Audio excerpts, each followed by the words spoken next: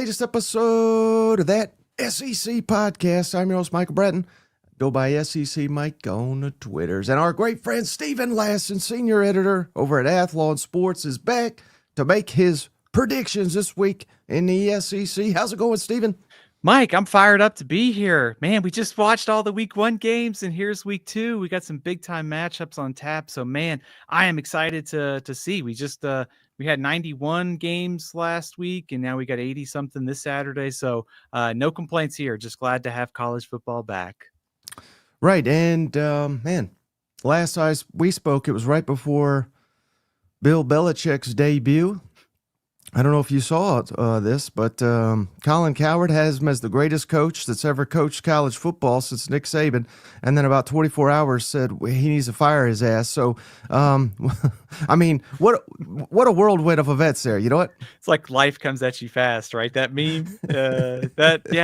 It's funny. Like if all the offseason builds up to Bill Belichick taking over at North Carolina. The sellout, there's this new enthusiasm around the program. They go down and score in their first drive. It's an unbelievable drive.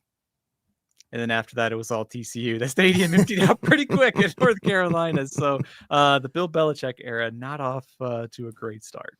Well, I want to give you a shout out, Stephen. Here's our updated after week 1 pick'ems. You are in a close second there. Shane leads the way. He got 14 out of 16. You and Cousin JR got 13 out of 16. I'm dead last 12 over here. So, you've got some catching up to do with Cousin Shane, but at least you're smoking me. How confident do you feel about your predictions going into week 2? I feel good about the predictions, Mike. I think it's going to be a relatively good weekend for the SEC. I will tell you that these one-sided games are very hard to project a score for, but I feel good about winners this week. Have you, quick question from Servant here. Have you gotten Arch Manning's autograph yet? No, I think it's still on back order, right? I actually maybe got a discount this week because everybody was like selling him and I was trying to buy some stock. So not yet. Yeah, all of a sudden the Arch Manning line is not what it was a week ago. But hey, again, I throw out the picks to let you know. Listen to Steven, fade my picks, run on over to MyBookie, the online sports book. MyBookie.ag is the website. Put in that promo code SEC for a guaranteed wager, Steven, up to $500 today over at MyBookie. You put in that promo code SEC, whatever you're willing to put in, they're going to guarantee it up to $500. So what does that mean? Well, let's say you put $500 on Missouri to whoop Kansas ass, and for some miracle Kansas wins, then you get your $500 right back and you get to keep playing. But if you win, you can cash that out, no risk over at MyBookie. So shout out MyBookie, presenting sponsor of the show with that promo code SEC. You can't lose. Again, you can lose if you listen to me. You can't lose if you listen to Steven. Sounds like we need to listen to Cousin Shane. I mean, he's leading. He's atop of the scoreboard right now. Mike, I think, what was it? Bruce Arians said, like, what is it? No risk it, no biscuit. And, scared money don't make money. Billy Napier once said at Louisiana. So, hey, opportunity to make some money this weekend. Maybe if you feel good about, like Oklahoma or Missouri, got the helmets up here in the background. So, yeah. And maybe you don't want to wager specifically on the games, on the over-unders, things like that. You could check out our friends at PrizePicks Daily Fantasy Sports. Shout out PrizePicks, same promo code SEC. You play 5, you get 50 today at PrizePicks. They put out player projections, and all you got to do is pick more than or less than for each player. And the more players you do, the more you can win over at PrizePicks. So go check them out. And Steven, I've sent you over the current PrizePicks SEC projections for this week. Who do you like when it comes to the PrizePicks projections? Mike, let's go to Austin because that's where the first game of the day in the SEC is. I mentioned it just a few minutes ago. I'm still going to buy some Arch Manning stock here. Everybody's selling after playing Ohio State. 286.5. He's playing San Jose State, who's coming off a loss to Central Michigan. I think that this is going to be a concerted effort to get Arch Manning on track. So 286.5 is a lot, but But if you look back last year, I think it was against UL Monroe or Mississippi State. One of those games he started, he was over that total. So I'm going to be all in on Arch Manning getting on track this week. 286.5, more than 2.5 touchdowns, more than, and Parker Livingston just needs to catch one touchdown to go more than. Give me the more than side of that. I don't think it sounds like Emmett Mosley is still questionable to play there. So give me Livingston to catch one of those 3 touchdowns to Arch Manning. Well, surprise, surprise. Steven's still leading the Arch train. And you're probably right, but just for the fact that me and the cousins will get to control you for 1 week more if you're wrong, that would be kind of entertaining. But I tend to agree. I was down on Arch last week on the PrizePicks. That was a winner. And I think this week you'll probably be a winner if you go the more than with Arch Manning as they bounce back against San Jose State. I think it's critical to get Arch Manning on track, especially with San Jose State and this upcoming schedule before you get to Florida, before you get to Oklahoma. Last week's game had defensive struggle written all over it coming into the game. This week's game has got to be all about getting him on track for SEC play. Mm-hmm. All right. So, but aside from the Texas love, who else do you like over there at PrizePicks? Let's go to Ole Miss in Kentucky. So this is a hard game to get a read on because I don't think we know a ton about either one of these teams, and certainly given all the new faces. But I loved what I saw out of Kawan Lacey last week. Certainly noted the level of competition against Georgia State. He just needs to score 1 touchdown to go more than. So I'm going to take Kawan Lacey. He's 0.5 at PrizePicks. Give me the more than side of that. Also, Daquan Wright, 24.5 in receiving yards. Give me the more than side. I kind of like the idea of tight end, like security blanket, safety valve on the road, young quarterback looking for his tight end. So give me Daquan Wright to go more than 24.5. Mm-hmm. Well, I don't want you to tip your pick here, but I think I know which way you're leaning when it comes to that football game. So, I like both those. It's going to be interesting to see if Kawan Lacey is like a touchdown machine for Ole Miss this year, because he had 3 touchdowns in the opener. So, yeah, that's going to be fascinating. He could be a player, Stephen, where there's a lot of value in him as people are trying to figure out who this guy is. We've seen him obviously just the 1 game for Ole Miss after transferring in. So, yeah, I think it's wise to go with that. And, yeah, right, he was a big play machine as well. So, yeah, I can't disagree with either one of those. Even if the game is lower scoring, you have to kind of figure that Lacey will be handling the bulk of the carries. You get, Wright. And I think the receivers are still a little bit hard. Like, I think, to kind of figure out the exact pecking order with the new quarterback. I think I trust the tight end, though, in this spot. So even a lower scoring game, I still like Wright to go more than on that one. All right. Do you have any more PrizePicks projections? Got 2 more for you. Go to the big game Saturday night in Norman. I am going to take John Mateer to get 1 rushing touchdown, basically. He's 0.5. He just needs to get in the end zone once on the ground as a rusher. So give me the more than side of that. I like the idea of a game where you got 2 great defenses. Mateer's got to make a play on the ground by the goal line with Michigan's great defense. I like Mateer punching one in on the ground. And also give me less than on Jaden Ott, 0.5. I want to see how Oklahoma runs the ball this week. It's a question coming out of the Illinois State game. Should be a little healthier on the offensive line, but still, with the backfield, the options, and Mateer's rushing ability, I think you're safe to play the less than side of Jaden Ott getting in the end zone this week. Yeah, interesting.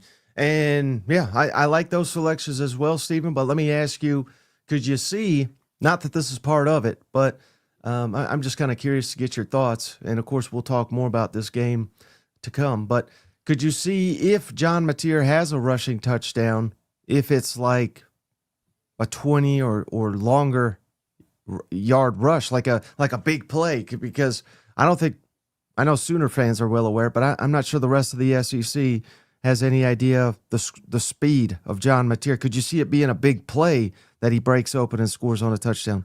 I could see that. Like, I think it'd be surprising if it's like I think to point like 20, 25 yards, something like that. Like if it's like a 60-yarder against Michigan's defense, and Michigan's defense is pretty darn good, I'd be surprised about something like that. But, like in the red zone where things are so condensed, like that rushing ability of Mateer, if especially with Michigan having to pay attention to Oklahoma's improved receiving core, I could see him maybe breaking off like a 20-yarder. And even you get closer, like quarterback draw, 2nd and goal from the 5. Like I could see him punching that in too. Mm-hmm.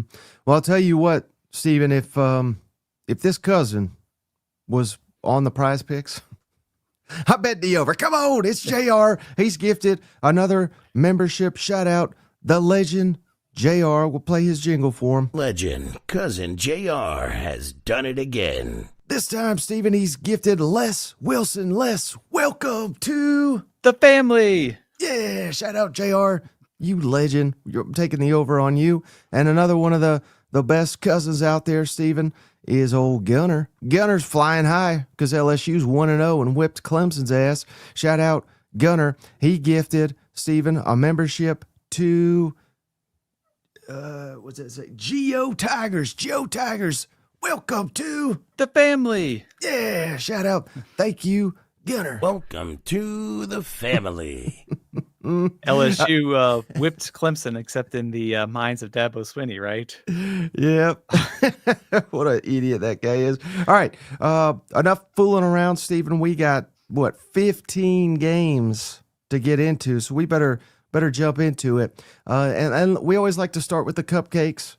There's no spread that I'm aware of that I have found for Tennessee ETSU, so I don't have an over and under point spread. But be that as it may, Stephen, what will you be looking for from the Vols, and what's the score prediction as ETSU comes to Tennessee, 3:30 Eastern, 2:30 Central on ESPN+. Mike, I think the biggest thing I'm looking at is when I see Tennessee's schedule, I see who is up next, and that is Georgia. And thinking about where this game falls for Tennessee, it's the perfect time to get everybody into the game. You want to just take care of business, get the victory, avoid any injuries because Tennessee is dealing with some injuries, especially in the secondary, and that's going to be a concern as Tennessee goes forward against Georgia next week. But I think the bottom line is it's the perfect kind of game for Tennessee to work on some of the things you saw in that first game, and then also start thinking about Georgia. So what I'm looking for is I think this is a huge opportunity for Joey Aguilar to put up some monster numbers this week. May not need to play very long. Keep in mind Tennessee beat Chattanooga 69-3 last season, so I could see Tennessee getting into maybe the high, 50s or even 60s in scoring. So, Mike, I think just an opportunity to build confidence for Tennessee. Give me Tennessee 58, East Tennessee State 10. Yeah, I think that's fair. The only concern's not the right word, but hesitation perhaps for Tennessee scoring that many. I would imagine this is a game where you may want to get a look at the other quarterbacks, just in case, get them, particularly the true freshman George McIntyre, get him his first real college football. Well, I think it would be his first action ever. I don't think he's stepped onto the field yet, but so look for those guys, and that's not to say they won't have success. But that's just something. You referenced it there. Tennessee's got some injuries, so they've really got to play this carefully, I think, because you got to get some guys ready for Georgia, but you also got some guys that are banged up. So it's like, how much do you play them? You got to get them reps for Georgia. You're likely going to be both down. You're two starting very good corners, so there's going to be some interesting lineup selections for Tennessee in this one, but I think that's going to be the only interesting, because you're right. I think they're going to blow the doors off old ETSU. You know what? I think Joey Aguilar is going to get one of the biggest ovations maybe for any player at Tennessee in recent memory. Then Tennessee can go watch Nico, play, struggle, whatever it ends up being against UNLV on Saturday night. So you get this game in, you can see what happens there. But Mike, you do raise a question on the score, like the backup quarterbacks. I actually think if I'm Tennessee, you don't want to run the score up against East Tennessee State. But I do think you want to get these guys some work, because what happens if Aguilar gets hurt? He's going to run and he may need to miss some time. So I would let these guys throw. And especially in the second half, like I said, you're not going to score 100 points here, but I do think maybe if you're looking for like score wise, I could see the young quarterbacks being asked to maybe throw some in the second half. Geez, Louise says this game would be close if Nico was still the quarterback. So that's where he's at with that. All right. How about Stevens, alma mater, traveling to mighty Georgia? So, again, this is one I don't have a spread. I don't have an over-under. This is also 3:30 Eastern, 2:30 Central on ESPN+. Plus, what do you expect them dogs to do to them dirty, dirty governors? Mike, that's the Governors are too busy celebrating down Riverside Drive, Main Street in Clarksville, because the Governors knocked off ETSU last week. So they're too busy reading the press clippings from the big win last week to give Georgia much of a game. In all seriousness, Mike, this is much like Tennessee and East Tennessee State. It's an opportunity for Georgia to sort of flex its muscles, thinking about the Tennessee game coming up, get everybody in, get ahead on the scoreboard, get out with the victory, and kind of get Gunnar Stockton some work. We saw kind of building on what we saw in week 1 against Marshall, seeing some of those young players flash, like an Elijah Griffin, Dwight Phillips, the young receivers, Zachariah Branch.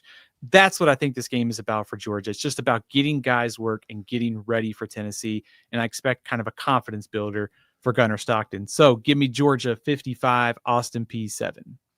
Yeah, this is another one, Stephen, where I would imagine Georgia's going to get some run with the backups, particularly at quarterback. Want to see what we have there. And I also wonder how much these two, Tennessee and Georgia, are preparing for one another. Yeah. And not as, again, clearly the majority of the time will be spent on this week's opponents. But, I wonder how much they put that on tape.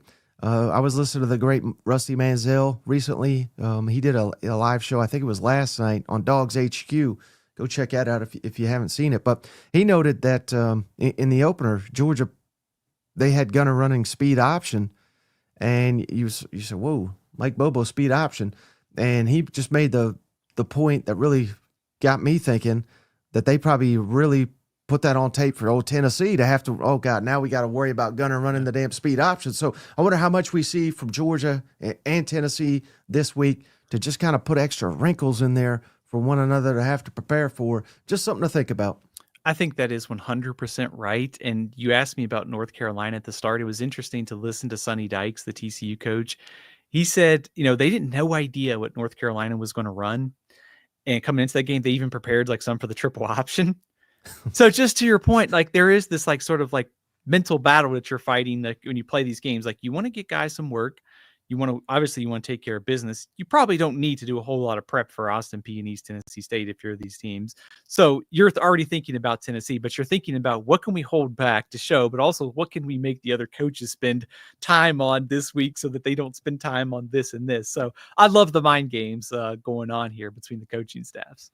And then final one here, Stephen, without a point spread, should be another laugher, but there's going to be a lot potentially to see here. South Carolina hosting South Carolina State, 7:00 Eastern on ESPN+. Plus, what are you going to be looking for aside from Lenore Sellers doing whatever the heck he wants? That's exactly it, Mike. It's a chance for Lenore Sellers to pad those Heisman stats early in the season.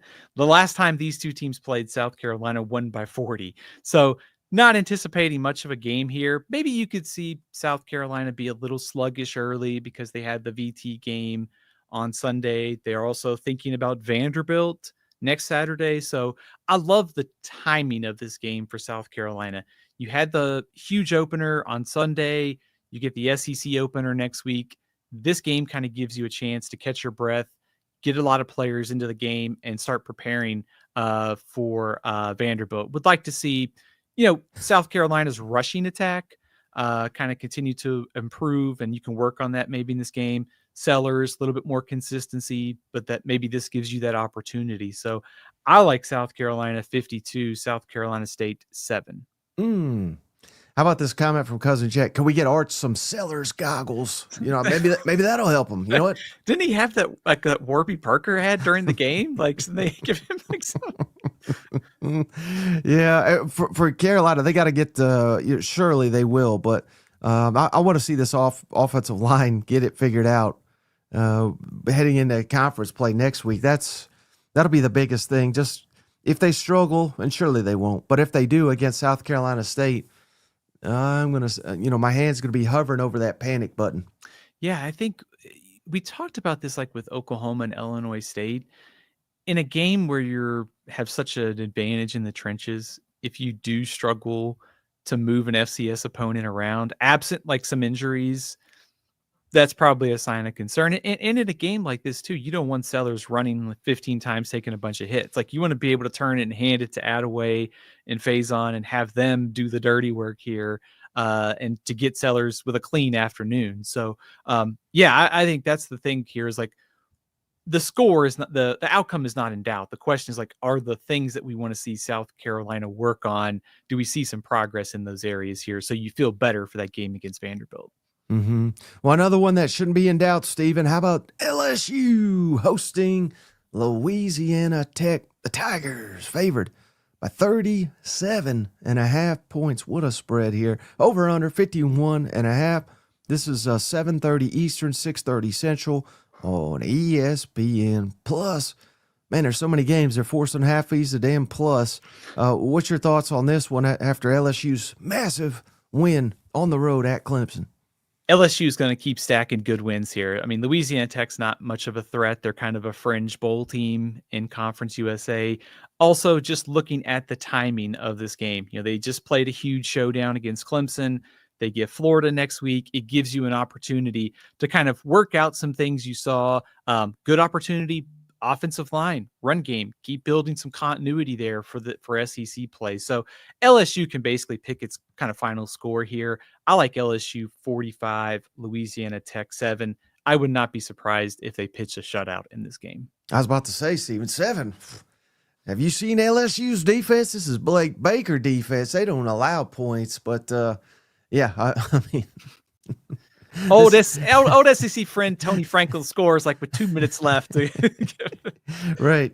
Now I could have this wrong, and I hope I do, but did Michael Van Buren, did he get banged up in camp for LSU? Do you recall that? I thought he did. It's some kind of like hand injury. Right. Yeah, because I'm really curious to see him in an LSU uniform. I thought he showed massive potential last season for Mississippi State. So I don't know his status, but this is a game where I think he would get in if he's healthy. But yeah, I'd like to see LSU kind of push them around on the offensive line too. That's still obviously a work in progress. And how about the refs, man? If we score a touchdown, how about we just leave it on the board this week? I would like to see that progression from them.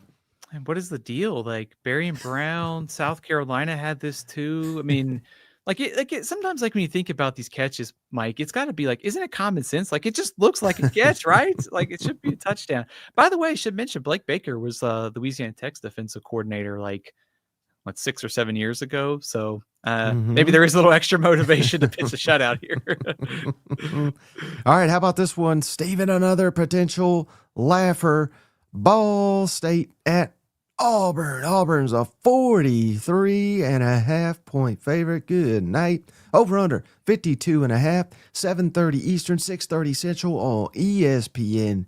Who do you have winning? Mike, if this game is close, it's a problem. Ball State's one of the 10 worst teams in college football right now. They have so many new faces on the roster, new coaching staff. They lost to Purdue in week 1, and Purdue is one of the worst power conference teams out there. So if this game is close, all those good vibes that Auburn had for the season opener go out the window. I like Auburn big in this game, 52-10. And here's why. I think Auburn, after getting the ground game going, pushing around Baylor in week 1, I think week 2 is about the passing game. Cam Coleman, they were too quiet. Jackson Arnold had under 150 passing yards.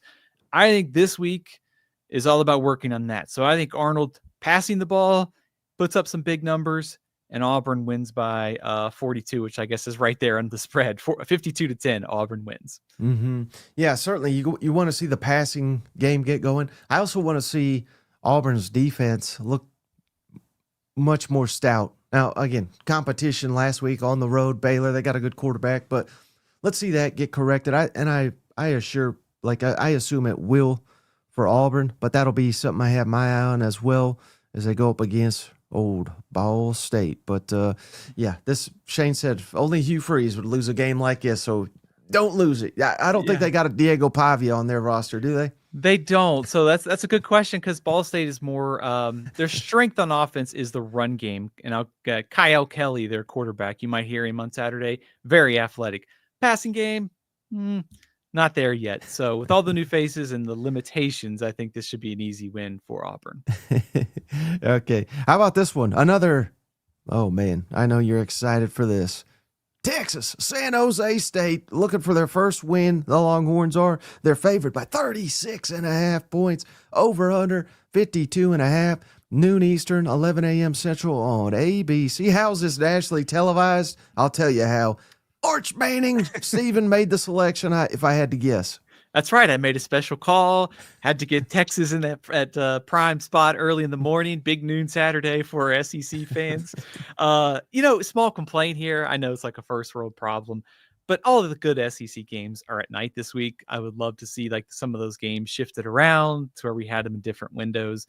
But yes, I think this is all about Arch Manning and the Texas offense trying to get back on track. San Jose State, rebuild defense. They just lost to Central Michigan. Central Michigan pushed them around in the trenches.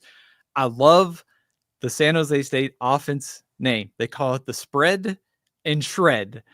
So it's kind of a spread offense, and they're kind of a little bit turnover prone at times. So they may try to throw it around. I think the problem is Texas is going to throw it around a lot more. And so I like a good opportunity for Arch and Texas offense to bounce back, kind of like Georgia, kind of like Tennessee.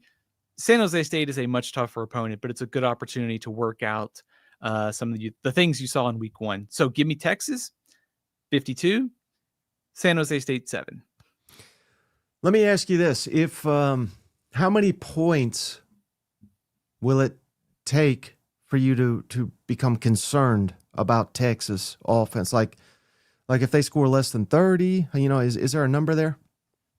Less than 30 is definitely concerning in this game. I also think I am watching not necessarily the scoreboard, but I'm watching the individual throws, and not trying to get too granular on Arch this week, but I want to see like some growth on some of the things we saw in week one, because I didn't love like the footwork at times. There was the easy throws that he needs to be able to hit. That's the kind of stuff that worries me more than the overall performance against the top, 5 defense on the road. So I think if they don't come out and look impressive here, score under 30 points, I think my panic meter is going to be at like 15 by Monday next week. Okay, I just had to ask. Yeah. I'm just wondering if they do the same old they did last week, and you come in here and say, Art's going to get it corrected. He's $1 million. Texas going to win it all. I'm going to play this clip for you. I can assure you, if that happens, I will be selling some Texas stock then. I will change my national championship pick to probably like Georgia or LSU at that point. Okay, and maybe you'll start buying in to Texas A&M. Come on, Steven. A&M, the Aggies, believe it or not, are underdogs.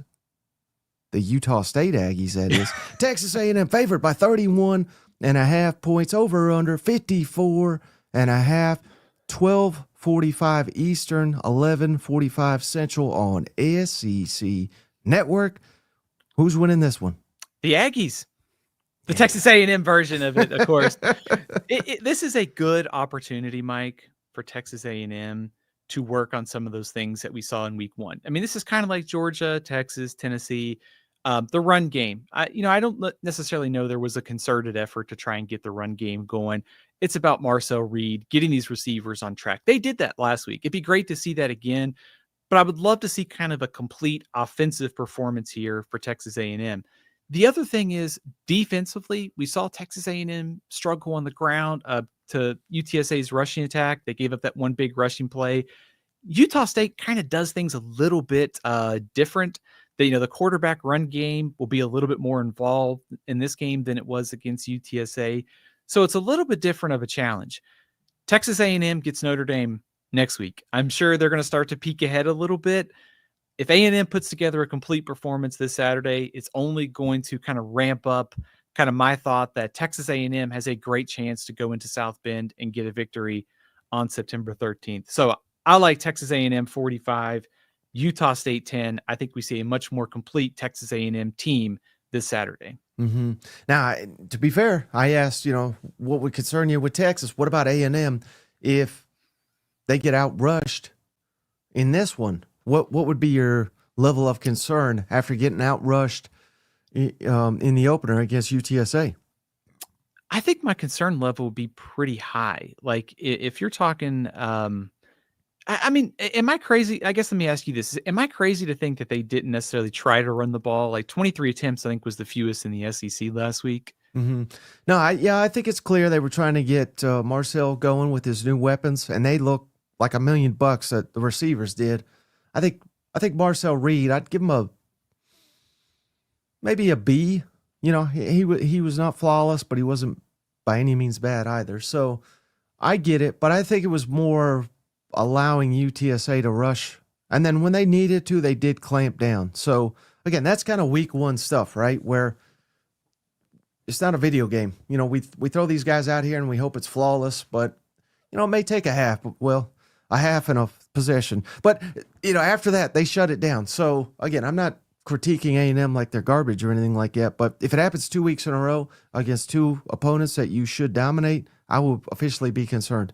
I think you want to see domination in these games, like taking care of business. Like you don't want it to have any second half anxiety if you're Texas A&M in this game. I don't think Utah State's as good as UTSA. I think UTSA is probably one of the better teams in the American. Utah State's a fringe bowl team if you kind of want some like frame of reference. I think A&M rushed for 108 yards last week. I think if they're under that total this week against a defense that I think's worse, I'd be a little concerned. The other thing would be, you have basically the same personnel. Like, why is it not clicking yet? And that kind of gets I think it's more of a like stylistic decision for that game as opposed to a concern. But if they don't do something on Saturday, I will be concerned. Mm-hmm. Well, I'll tell you who I'm not concerned about, Stephen.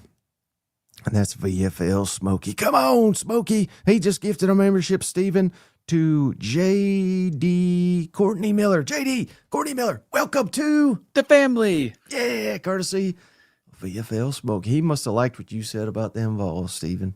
Getting ready for a big day from Joey Aguilar this week.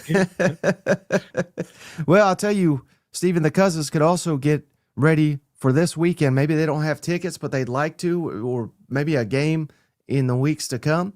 We have partnered up with SeatGeek, so shout out SeatGeek. Go check them out, SeatGeek.com, or download the app on your cell phone. That's probably the easiest way. And if you put in that promo code SEC10, you get 10% off your tickets, your first purchase over at SeatGeek. Again, with that promo code SEC10. Pretty simple. And not only football, but all the sports, performances, concerts, they got you covered over at SeatGeek. And I thought Cousin Shane said it best, Stephen. They keep raising these prices. It's about the only way you can make it cheaper is run over to SeatGeek, put in that promo code SEC10, and, we could get back at some of these greedy ADs that are raising the prices on us. Yeah, man. I love this. Our friends at SeatGeek are awesome. Mike, I was thinking about, some of the great games to come up in the SEC and started thinking about Georgia and Auburn for some random reason yesterday. So is there like a game that you're really excited about? Maybe that like our friends at SeatGeek could hook you up with? Oh, I think, I don't want to get too ahead of myself here, but next week, mega showdown, Florida, LSU. That's kind of the one I got circled. Florida, obviously everybody knows how I feel about them, but all of a sudden I was dead wrong about LSU, so they're even better than I anticipated. I think that's going to be one hell of a showdown next week. That's the number one game that I'm kind of excited about on next week's slate. I love that call because I'm going to enjoy seeing Lagway and Nussmeier square off. Also, we just seen LSU's defense so much improve.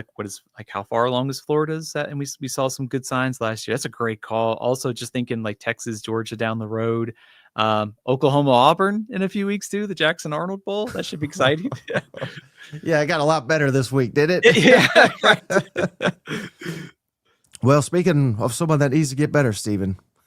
It better get better in a hurry. How about Alabama, Stephen, posting ULM? Bama favored by 36.5 points.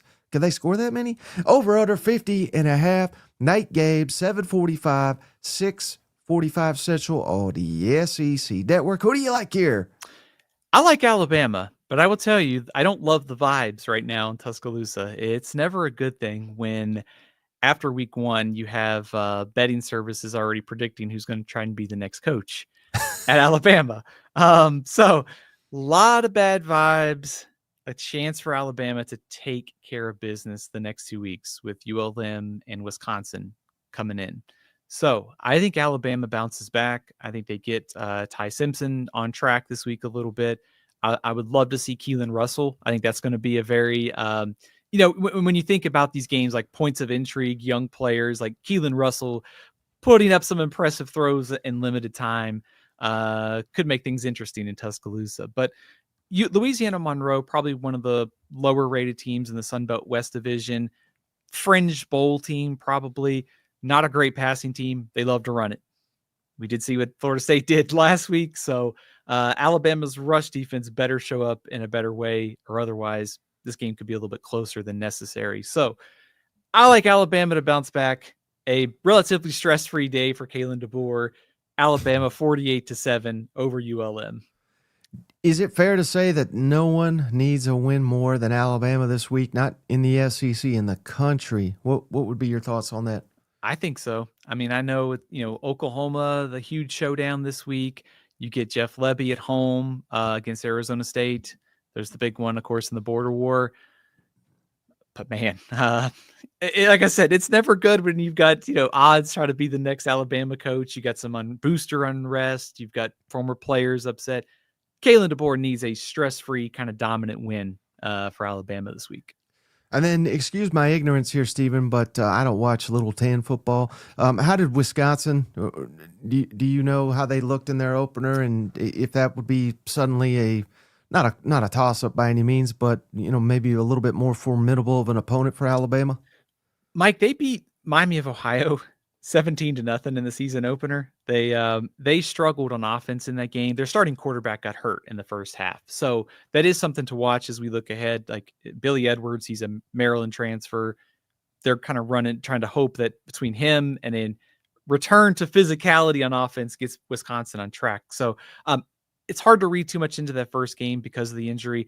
I don't think the threat level increased all that much based upon what we thought about Wisconsin coming into the season and potentially what we've seen so far in the first week. Yeah. So you don't think they called up Gus Malzahn for any tips or anything? they might. I mean, if you are, that's a good point. Like if you are like some of these teams in Alabama's schedule, aren't you trying to see like, can we get some like misdirection? Can we get some receivers like running some speed options to the other side? I mean, why not at this point, right? Yeah, no doubt. Hey, shout out Sean. He just became a member of the channel. Stephen, Sean, welcome to the family. Yeah. And then shout out the best damn Alabama fan out there, Stephen Up. Dun, dun, dun, dun. Always showing up for them boys in Tuscaloosa. It's Stephen Up. Roll Tide. Thank you, Stephen Up. He's gifted Woo Damn Pig. Woo Damn, welcome to the family. Yeah. What a legend. Stephen Up was just waiting for you he just wanted to know it was going to be all right. They're going to roll ULM. So thank you for calming his nerves there. I thought about, Stephen Up after the game on Saturday, and he was the first person that came to my mind wanting to know his anxiety level in Tuscaloosa. So I think he can rest easy this weekend. They'll take care of business against the Warhawks. Well, he says it doesn't matter if it's 100-0. We still wouldn't be happy after last week. Which that's fair. That's a fair comment. This raises a good question. What would Kalen DeBoer need to do the rest of the way to make it show that he's the answer in Tuscaloosa? Rebound, I think he's got to get to the playoffs still. I was thinking SEC championship or playoff, or maybe pick off Georgia on the road. Like that would calm the nerves about the poor road start, wouldn't it? It would, but I mean, that's just after what I saw, that's just kind of crazy talk. You know what I mean? Like, I'm worried that I'm worried that if they're gonna have a winning record or not. Yeah. Now we could get to the end of the season and Florida State's awesome, right? But I don't know if I necessarily buy that either. I guess it's never as bad or as good as it looked week one, but there's also a trend line of struggling on the road and struggling on the road against opponents you should beat. And it's never good when the team that I've seen the most passed around on clips was Alabama's defense, like not showing motivation, loafing around. And you're getting questioned about effort. That's a big concern. So I don't want to say it's like past the point of no return, but I think it's going to have to get a lot better in a short order for DeBoer to maybe even have a year 3 at this point. Here's an idea from Bo: hire Saban as an assistant head coach. I mean, if you had DeBoer as your offensive coordinator and Saban as the head coach, that would work out pretty good. Maybe we'd be cooking then, you know? Yeah. All right, how about this one, Steven? We got Florida hosting South Florida. All of a sudden, South Florida looks like a formidable foe.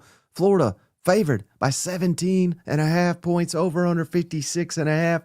Game kicks off 4:15 Eastern, 3:15 Central on the SEC network. And the only reason I say South Florida is formidable, if you missed it, they whooped Boise in the opener. What's your thoughts on this one, Steven? Yeah, this game got a lot more interesting after the Boise State South Florida game on Thursday night. I think there's a couple things with South Florida to keep in mind here. Great quarterback. Byron Brown is one of the best in the G5, and their defense looks a lot better this season. So that makes them kind of a dangerous opponent here in short order for Florida. You get LSU coming up. You're peeking ahead, maybe thinking about the SEC opener, but you can't overlook the South Florida team. The one positive, and I think, Mike, you pointed this out on Monday, beating Boise means that Florida should be fully aware of what they're walking into with South Florida. There should not be a surprise. Like the fact that they whipped Boise that good means that they should have the full attention of Florida. So I think this game could look a lot like the Alabama-South Florida game last year to some extent. It was maybe close early. Florida pulled away. I'm going to bank on good vibes continuing at Florida. I think the offensive line issues, the tackles for loss they gave up against Long Island, they'll get that sorted out. I think DJ Lagway knocked the rust off last week. So I'm going to take Florida 41. I'm going to take South Florida 17. I think the good vibes continue. I think the Gators take care of business this week. Yeah.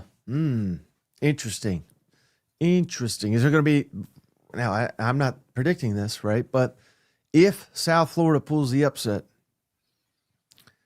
will there be a hotter coaching candidate in the country than old Alex Golish?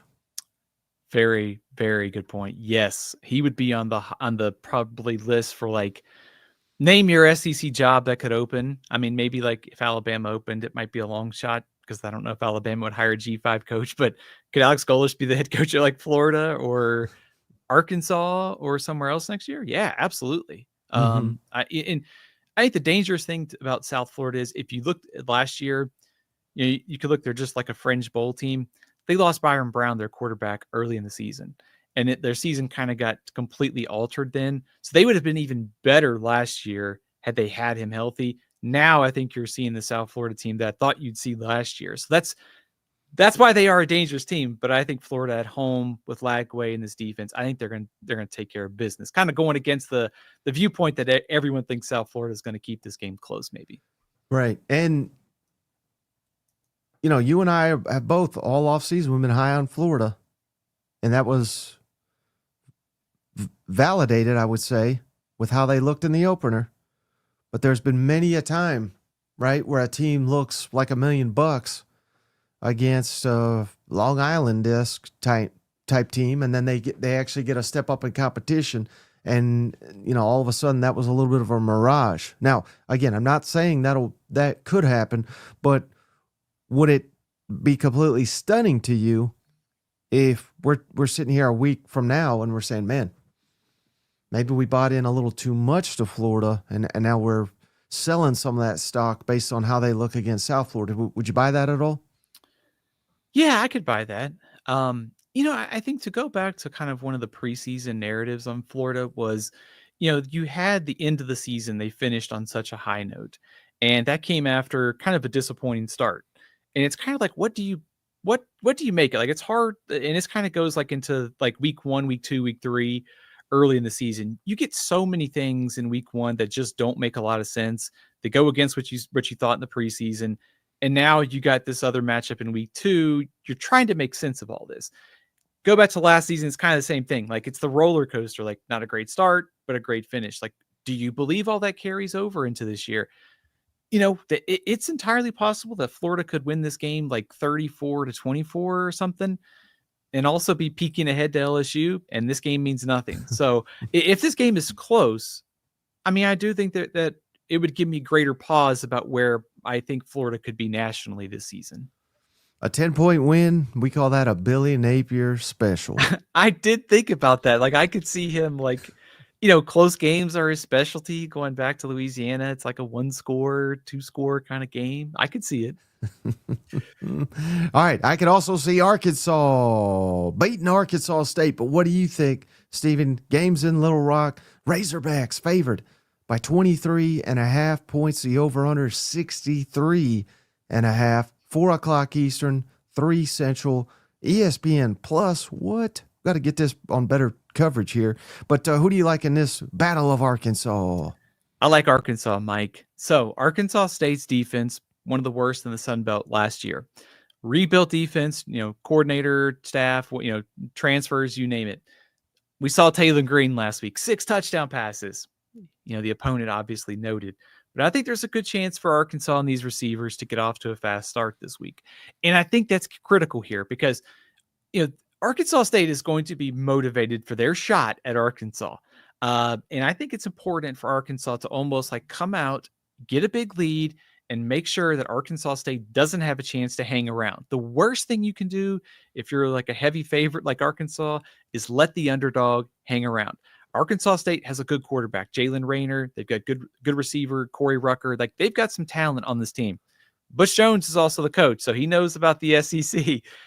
I think Arkansas takes care of business here. Arkansas State's motivated. Arkansas's got the players, though. Give me Arkansas 45, Arkansas State 17. Another huge day for Taylor Green, I think, is coming. Does Butch Jones cry in this game? That's the real question. How many Arkansas fans would love to see Taylor Green make you cry, right?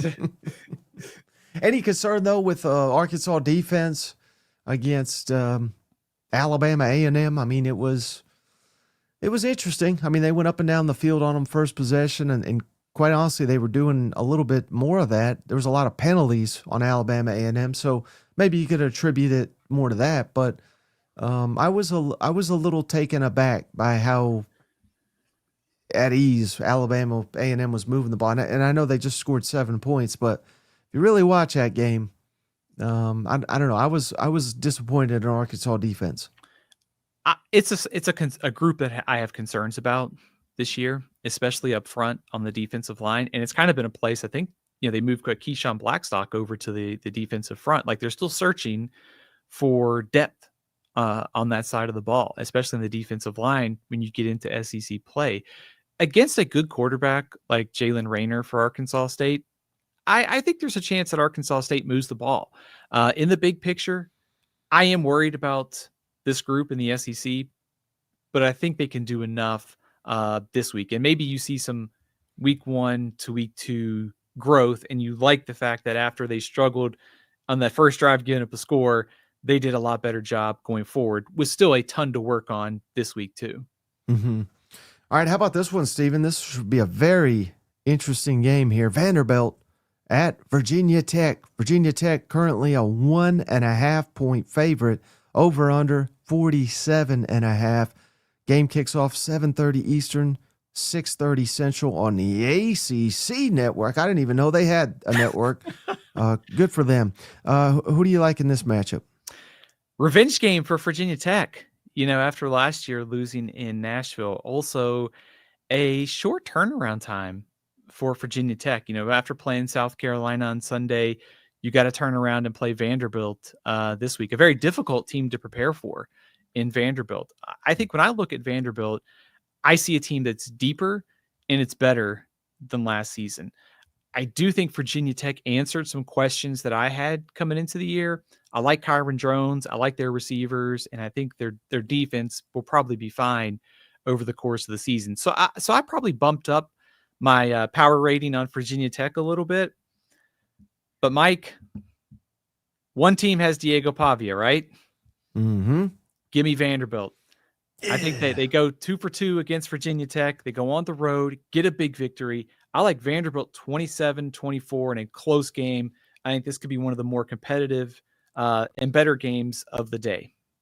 Yeah, no, that'd be fantastic for the Commodores. Let me ask you this, Stephen. If Vanderbilt were to win this football game, what's the likelihood, maybe on a scale of 0 to 100, the likelihood Vanderbilt makes a bowl game if they win this Virginia Tech game?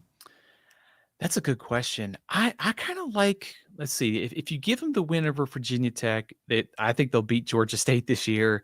Take care of business against Utah State, will be favored against Kentucky. So I think beating Virginia Tech probably gets you to a lot closer to like 60 to 70% of a bowl game this year. This is kind of one of those when you do the preseason W's and L's. It was a swing game for Vanderbilt. If they win this one, that gets them a lot closer, I think, to clinching that 6th victory.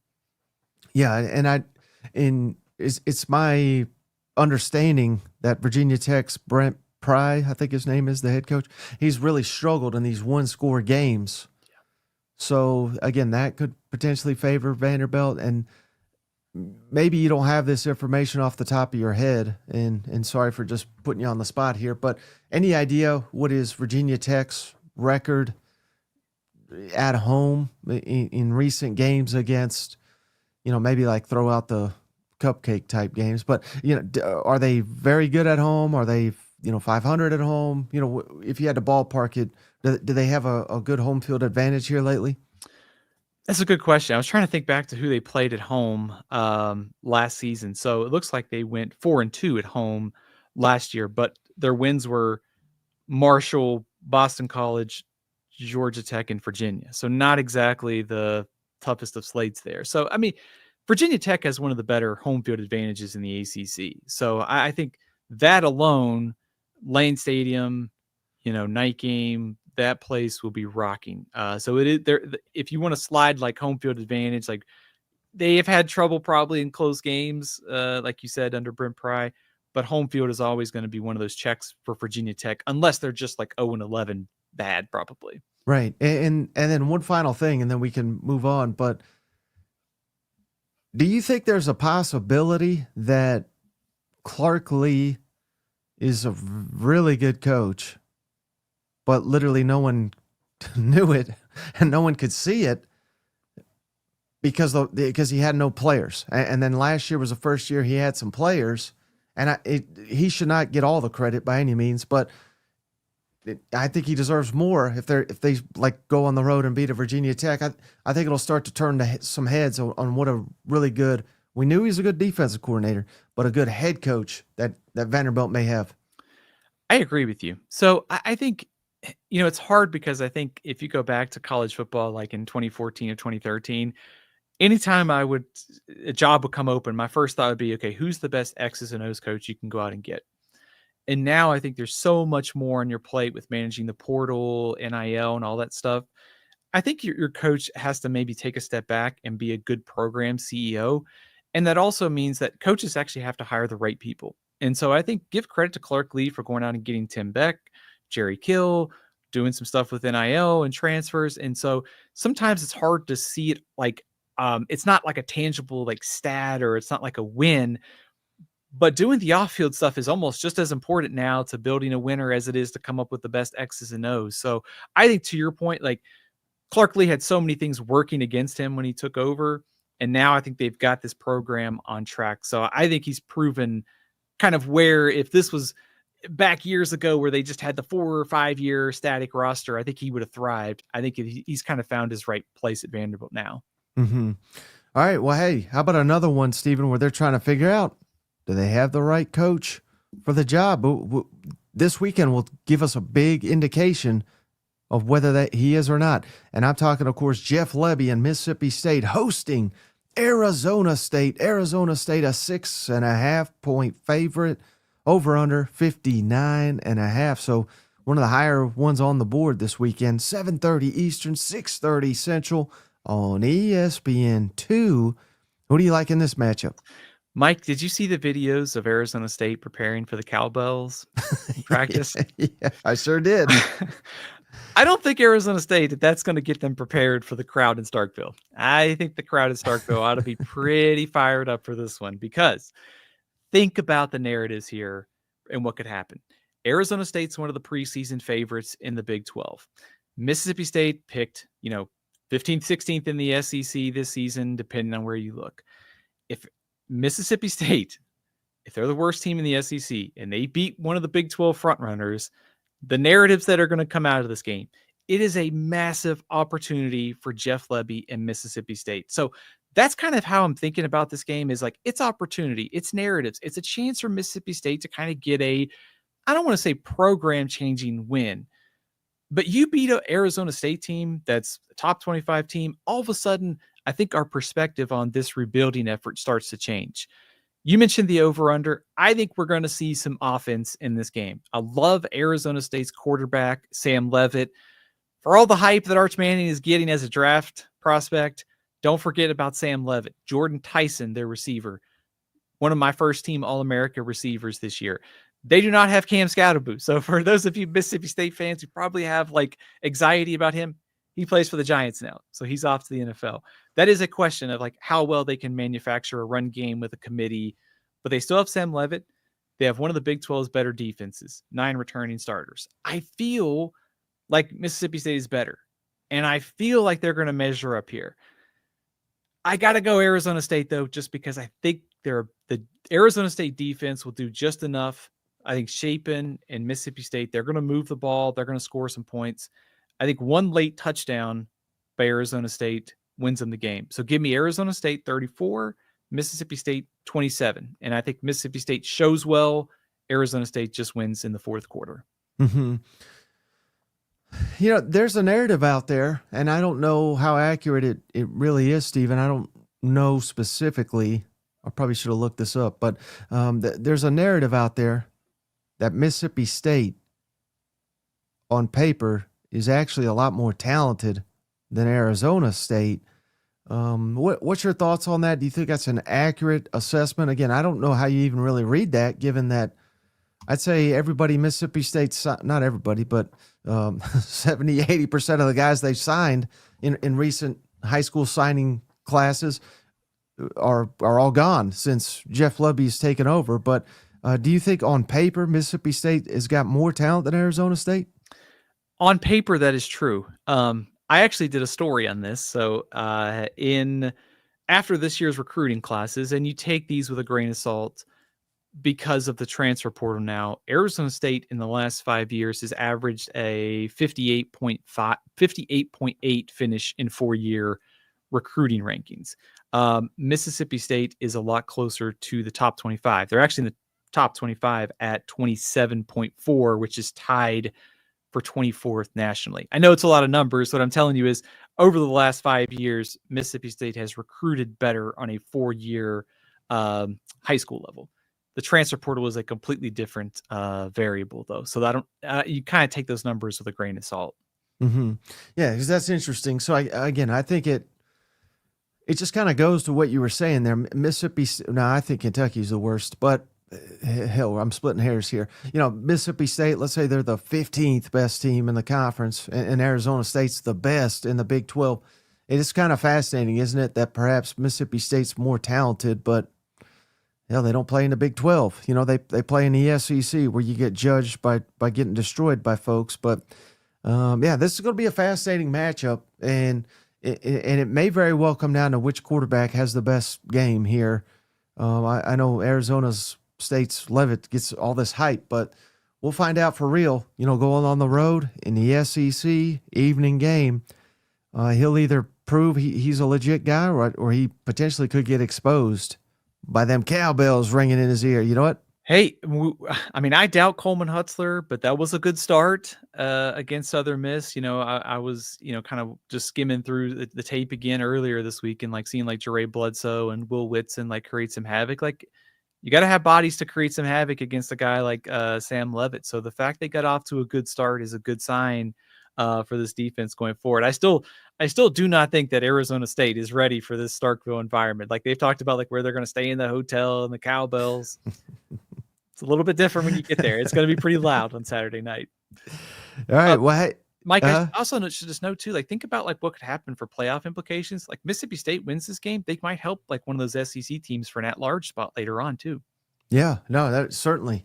And I think we could cross Arizona State off the list. All right. How about the first conference game of the season? Steven, been keeping this one in my back pocket here. We got Ole Miss at Kentucky. Ole Miss Rebels favored by 10.5 points on the road, over under 52.5 points. This game kicks off 3:30 Eastern, 2:30 Central on ABC.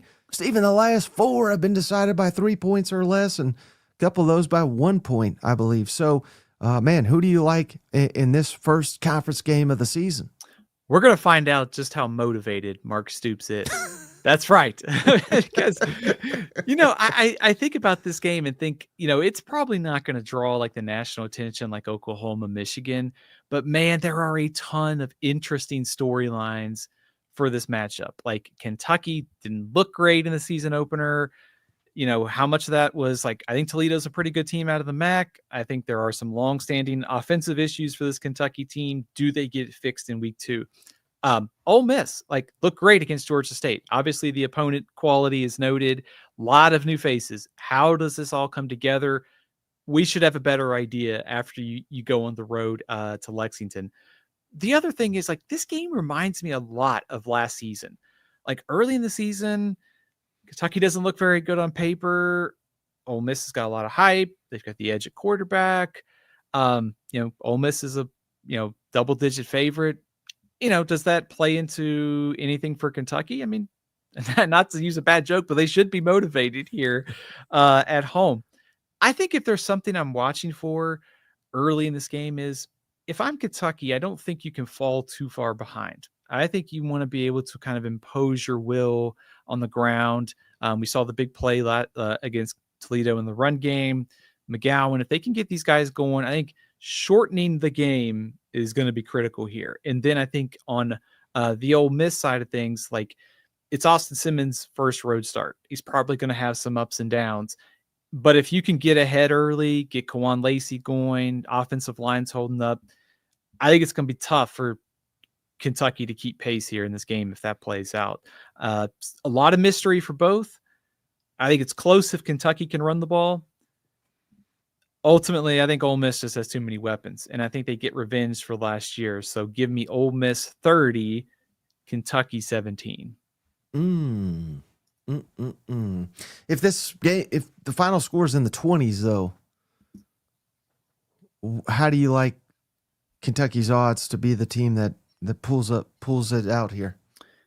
I think I would like their odds. If you're talking 24-20 types, I mean, last year's game was pretty ugly. I think as much as Kentucky can make this a Iowa Northwestern style game is probably the way to go here. You need low scoring. Your punter needs to be on the field a lot. There's limited possessions, and that way Austin Simmons only touches the ball 5 times in the first half as opposed to 8. So I think run game, I think pressure, I think lower scoring, all that stuff benefits Kentucky here. If they can do that, they got a good shot to pull off the upset. And I don't know if you saw this, Steven, or any of the cousins. If you missed it, go check out the Roush Hour that we did yesterday with Nick Roush. He said he talked to Zach Calzada's quarterback coach, and he said Calzada likes a shootout. So Nick said he didn't quite agree with that assessment. But if it is, maybe Calzada thrives, under the pressure in a shootout type situation. If this game is a shootout, does Kentucky have any shot? I like Ole Miss in that scenario, don't you? I'll take Austin Simmons and Lane Kiffin, right? Yeah. Just in fairness to Zach Calzada, he's got a lot of SEC experience, and at Incarnate Word they chucked it around. So I could see him maybe thriving with a few more pass attempts, but I don't know if I want to get in a shootout with Lane Kiffin and Austin Simmons. Yeah, that's fair. Shout out Brandon Riley. Ole Miss by 20. Time for revenge. Howdy, daddy. And then shout out to Slick. Steven, he gave us $20. Appreciate you. Rough week, but still have Tide going 10-2, making the playoff. What would be your level of surprise if? I mean, hell, maybe we're just overreacting, and I'm the most guilty of that of all time, probably. But 10-2, I'm not liking the odds right now for the Tide. Are you? Mike, I'm glad this is a good question because I have wondered if I'm overreacting to one game in 1 week, but also at the same time, I'm sitting here thinking we saw the same thing last year against Vanderbilt and Oklahoma. If this keeps happening, and it wasn't a fluky win by Florida State, like Alabama's defensive and offensive lines were better. They should have played a lot better. Like, why are these things happening? And you shouldn't be questioned with effort in the first game of the season. That happens like when a coach is about to be fired. It's not happening like in the first game of the year. Right. I think to get to 10-2, I mean, I'm looking at a schedule that includes Georgia, Missouri, South Carolina, at Auburn, LSU, Oklahoma. Man, that's a hard schedule. Well, let me put it to you this way, Stevie, because let's just assume they lose at Georgia, even though they own Georgia. I said I would never pick Bama Georgia to beat Bama, but I guess I'm doing it now. Let's give that a loss. Yes, it is difficult at Mizzou, at Carolina, at Auburn, but we are massively more talented than those programs overall. Even LSU, Oklahoma, Tennessee at home. There's no reason that Bama can't win all those. Now, they play like they did against Florida State. They may lose to all those, but I think they'll be better. So, yeah, but still, I can't talk myself into 10-2. But maybe like 9-3, I think 9-3 is conceivable. I don't think that is would be a stunning result. I can get to 9-3. I also think, to your point, like we're looking at all these things, like these games right now, and I think we have to assume that it's like best case scenario. Like, but what if Georgia is just shorthanded on September 27th? What if Auburn, Hugh Freeze is that improvement we saw in game 1 doesn't continue and Auburn's kind of quit on the season? Like all these things, there's a lot of variables that could happen here. I think you brought up the probably the best point of all this, which is this roster is still one of the most talented in the country. And so if a team can turn it around, it's a team that has a lot of talent like Alabama. And that schedule, while it is tough, is also doable if you correct some of the things we saw in the season opener. So I'm not totally out on Alabama as a 9-3 team. I think anything higher than that right now, I'm having a hard time getting to, absent seeing them beat Georgia in a couple weeks. Yeah. Hey, and last thing, and then we can move on. What if they do beat Georgia? Which, again, that seems comical at this point in time. But if they beat Georgia, then I think I could see 10-2. Is that fair? Yeah, I could too. Because then I think if you go on the road and beat Georgia, you're talking that they can go on the road and beat Missouri, South Carolina, and Auburn. And maybe LSU's like the biggest toss-up left on that schedule. And maybe that's what we're going to get, Stephen. We just get Kalen DeBoer, who he can beat anybody, he can lose to anybody, and what a fun ride that's going to be for everybody. much different than counting on Alabama to just massacre its opposition every week with Nick Saban as the coach, right? All right, the one they've been waiting for in the comments, Stephen, they're going nuts down there. Big rivalry here. Kansas, little Kansas, with the little K at Missouri. Stephen Drink says they'd play this game for a damn Coke can if that's what was on the line. Missouri favored by 6.5, over under 51.5 total points. Game kicks off 3:30 Eastern, 2:30 Central on ESPN2. Buddy, who's winning this one? And I am concerned for your safety if you pick wrong on this one. Mike, I have to tell you, for all the hype, and I know you know where I'm going with this one, but for all the hype about Arch Manning, to see Kansas call Bo Prabula one of the greatest college quarterbacks he's ever seen yesterday, I had to make sure my vision was working that early in the morning. So Kansas is not overlooking Bo Prabula and Missouri. I love the fact that these two teams are getting back together. I love rivalries. I hate how some of the conference realignment has skewed it, but it's great to have the border war back. Kansas is 2-0. Love the way Jalen Daniels has played. He looks like the Jalen Daniels of old. He's kind of a wizard in his creativity and inside and outside the pocket. Kansas has some offensive weapons. You may remember Emmanuel Henderson, who was at Alabama. He's one of Kansas' best receivers. Defensively, there are some questions here for Kansas. They are very thin at linebacker.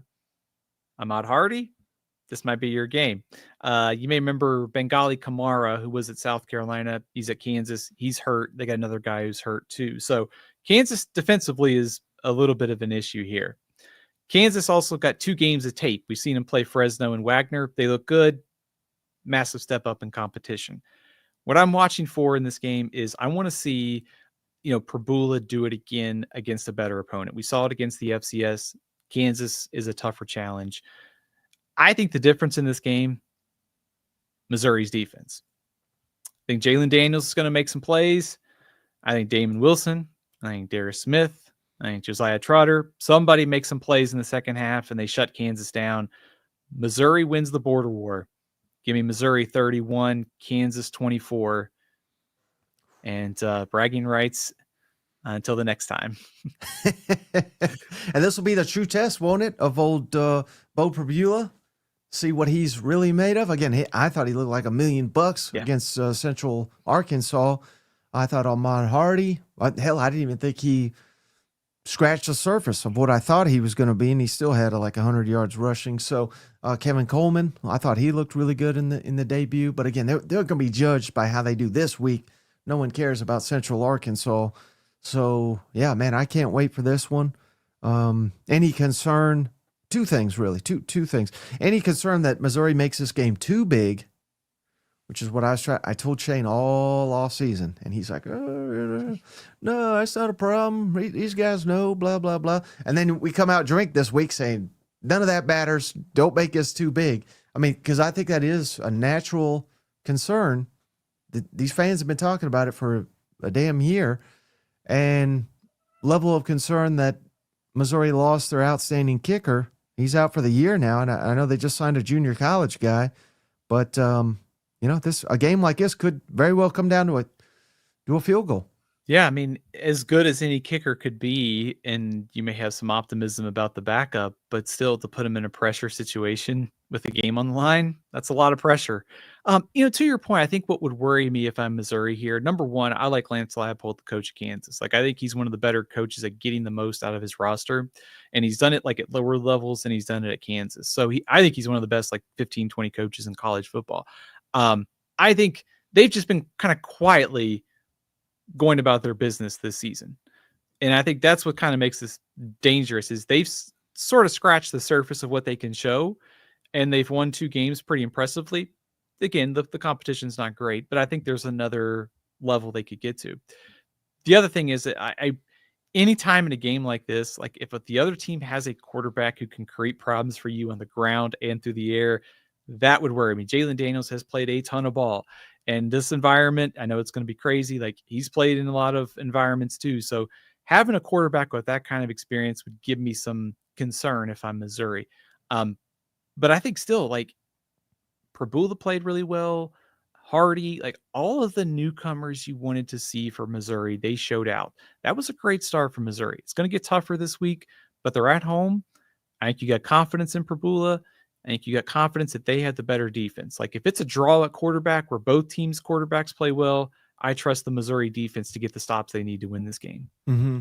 And then, this is like a talking point. I don't know if this literally has anything to do with games like this, but Missouri remains unranked, Stephen, after 10-win season. Again, looking like $1 million. I know they didn't, the competition was lacking, but any motivation, maybe if you're Missouri, you're sitting here and you're saying, well, what do we got to do to get ranked? I think they know. Beat the hell out of Kansas. They'll rank you. You know what I mean? So could you see any, the fact that, yeah, the fans are talking you up and all that, but you're not getting any respect nationally. Could that motivate a team like Missouri, you think, for an opponent like this? Yeah, I think so. I mean, rivalry, both teams have been playing this up all offseason, and also maybe the potential to be a top 25 team. I mean, Missouri was like 28th in the coaches poll this week, or one of the polls. I mean, they're right there on the doorstep. One good win could get you in next week. But, maybe there is the other angle to this. Missouri can just use the disrespect card the rest of the year too. I mean, they get South Carolina coming up. If they're not ranked after this week, you beat South Carolina, you will be ranked.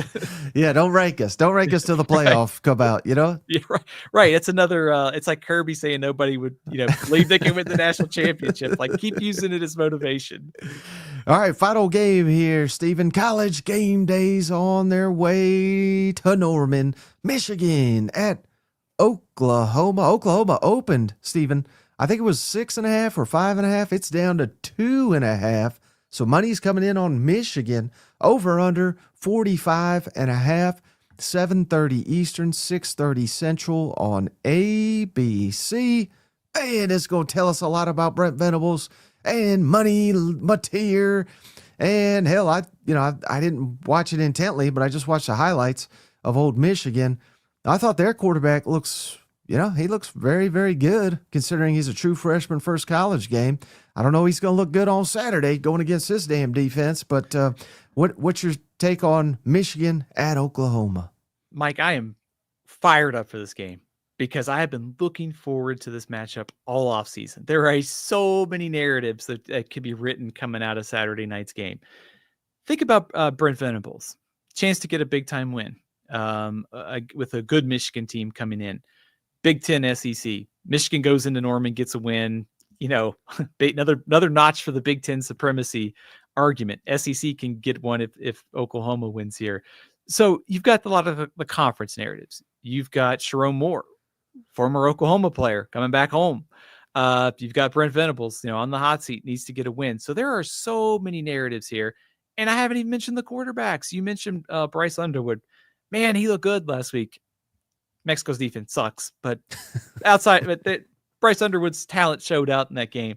I like what I saw out of Mateer. I think there's things you need, he can build on and improve. But this matchup, the quarterback battle, what we're going to learn from these two teams, these two coaches and the quarterbacks is going to tell us a lot about how the season is going to be shaped. One interesting note about Michigan is Jayshon Barham, their linebacker kind of edge player, is suspended for the first half due to a targeting penalty.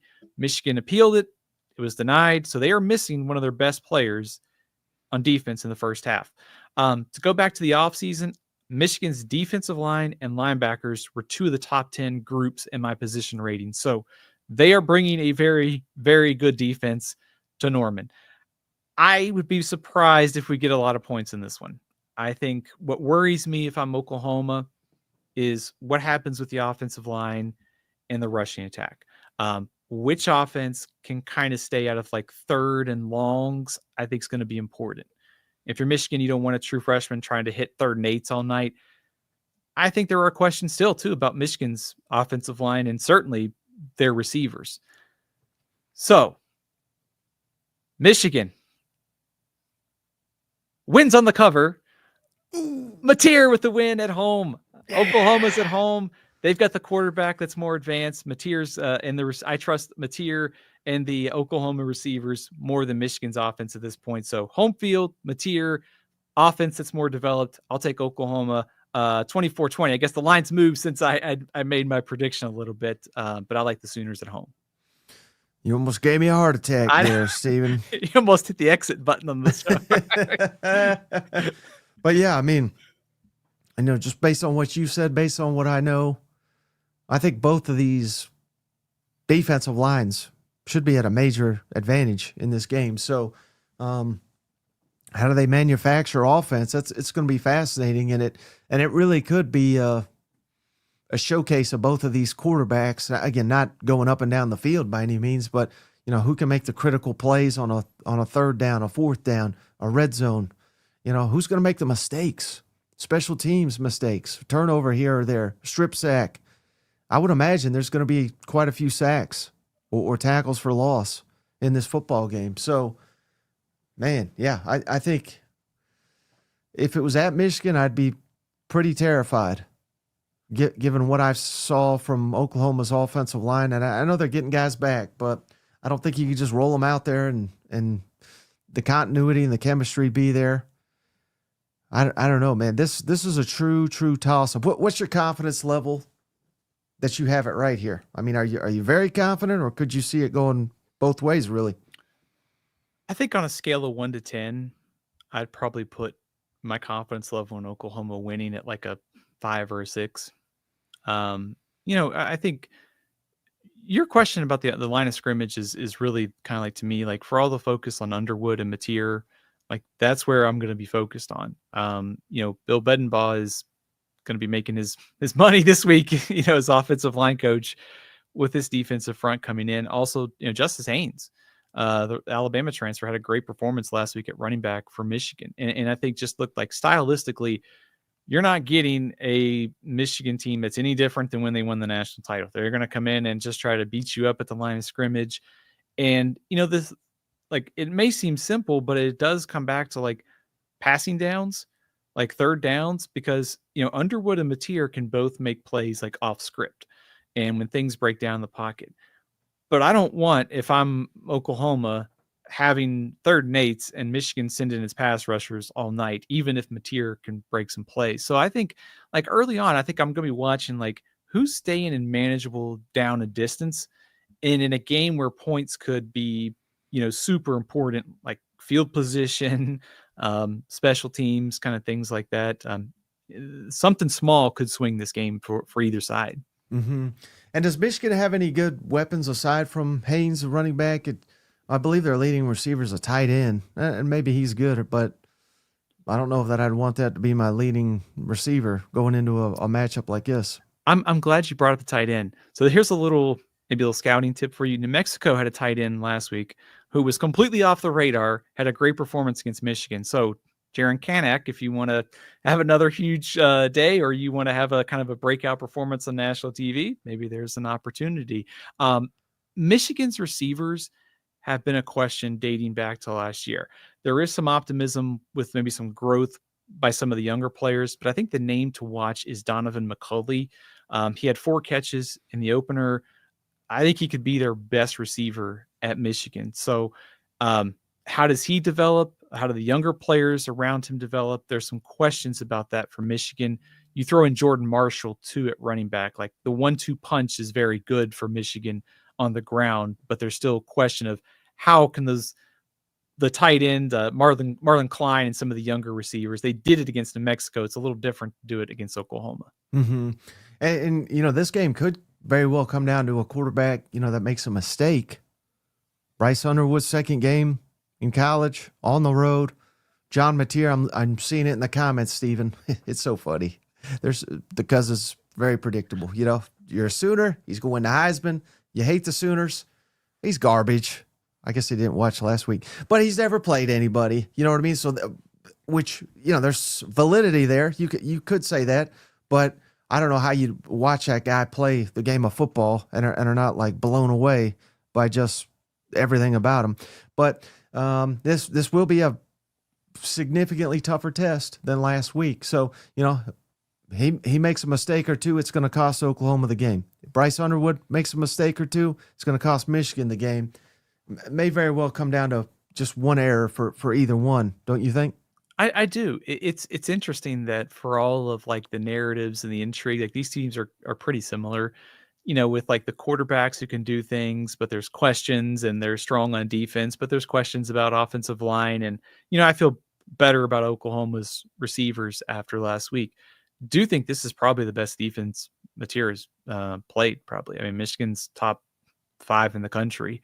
But I think you bring up something interesting about Mateer, and this is something that, when he was at Washington State and he committed to Oklahoma, it's like you almost have to separate, like, what you separate like the talents and how they translate, and you see like his kind of ability to move around, the arm strength, like, and you wonder, like, how does that translate? It gets tougher in the SEC. Like, the competition level goes up, but those traits don't really go anywhere. And when you import the same offense, there's already a level of familiarity. So I have no doubt it's going to be harder for him to to do what he did at Washington State. But I think his traits are very translatable to having a much improved Oklahoma offense this year, and he'll get this offense back on track after last season. And then one more time, what was your final prediction for Oklahoma, Michigan, the actual score? 24-20, Oklahoma. If it's even less, like it's 1st to 17, would that change anything?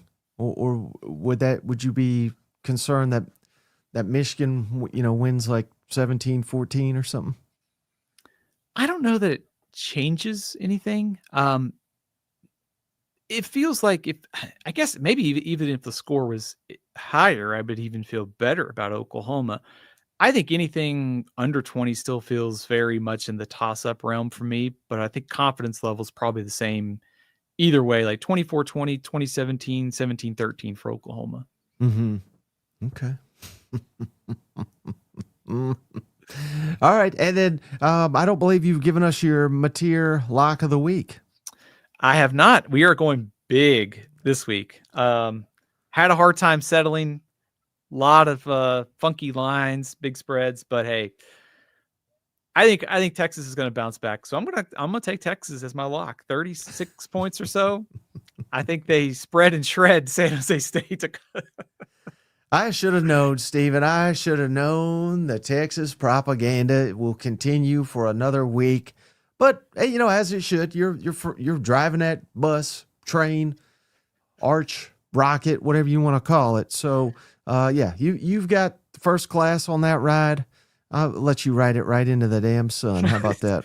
The bus is a little bit lighter this week, so I could find a better seat.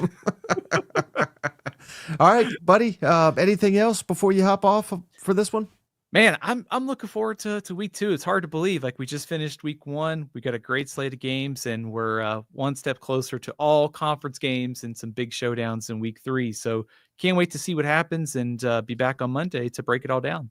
Absolutely. And hey, before you go, as always, remind the cousins, Stephen, where can they follow you? Where can they find your work? Absolutely. You can follow me over on Twitter at Athlon Steven, Stephen L. CFB on Facebook and Instagram, and all my work up at athlonsports.com. All right, Stephen, best of luck this weekend with all the games. I hope you enjoy them. Hope you're right about most of these picks. Maybe not the Mississippi State one, but the rest of them. We appreciate you. We'll catch you on the next one. And don't forget, we'll be back with Cousin Shane here in a couple hours for the latest SEC mailbag. Until then, bye-bye. Hey, buddy, this beer's for you, Mike, and Cousin Shane. That SEC podcast loves the Pirate, and the Pirate loves that SEC podcast. Hail State.